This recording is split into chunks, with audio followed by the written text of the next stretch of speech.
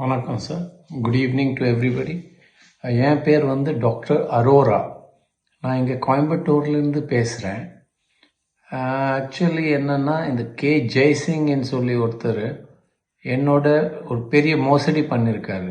என்கிட்ட கிட்டத்தட்ட 50 லட்சம் ரூபா வாங்கிட்டு ஒரு இடத்த ரிஜிஸ்டர் பண்ணி சொல்கிறேன், பள்ளிக்கரணையில் ஒரு இடம் எனக்கு காமிச்சிட்டு என்கிட்ட பணத்தை வாங்கியிருக்காரு. அப்புறமா பார்த்தாச்சுன்னா அந்த கொடுத்த document duplicate document, focus document. So இந்த மாதிரி லேண்ட் கிராபிங் பண்ணி ஒரு மோசடி பண்ணின்னு இருக்காரு.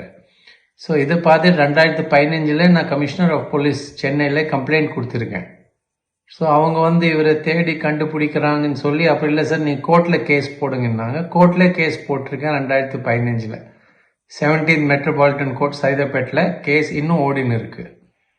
ஸோ கோர்ட்டில் கூட வலை போட்டு இவரை தேடுறாங்க. ஆதம்பாக்கம் போலீஸ் ஸ்டேஷனுக்கு வாரண்ட், நான் பெயிலபிள் வாரண்ட் பிடிக்க சொல்லி, அரெஸ்ட் பண்ண சொல்லி நான் பெயிலபிள் வாரண்ட் போட்டு சொல்லியிருக்காங்க. அது 1.5 வருஷமாக அதுவும் நிற்குது. அங்கே போலீஸ் ஸ்டேஷனில் கேட்டால் சார் எங்கே இருக்க கண்டுபிடிக்க முடியல, தேடின்னு இருக்கோம் அப்படின்றாங்க.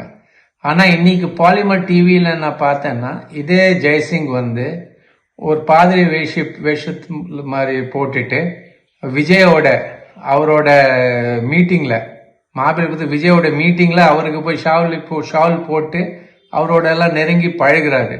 ஸோ இந்த மாதிரி ஃப்ராட் மனுஷங்க, இந்த மாதிரி மோசடி பண்ணுறவங்கெல்லாம் போய் இந்த மாதிரி பெரிய பெரிய அரசியல்வாதிகளை போய் பார்த்துட்டு ஷால் எல்லாம் போடுறாங்க. ஆனால் போலீஸ் இன்னும் தேடின்னு இருக்கோம், எங்களால் அவளை கண்டுபிடிக்க முடியல. அவர் மேலே இது என்ன தவிர, நானே கேஸ் போட்டு 10 வருஷம் ஆகுது. ஆனால் என்ன தவிர இன்னும் நிறைய பேர் எனக்கு தெரிஞ்சவங்க அவர் மேலே இந்த மாதிரி மோசடி கேஸ் எல்லாம் போட்டிருக்காரு. ஸோ இந்த மாதிரி ஃப்ராடுங்களை இந்த மாதிரி சும்மா சுத்து அலோவ் பண்ணக்கூடாது. தயவு செய்து இமீடியட்டாக அவரை அரெஸ்ட் பண்ணி கோர்ட்டுக்கு வாரண்ட் ரீகால் பண்ணுறதுக்கு வழி பார்க்கணும். தேங்க்யூ.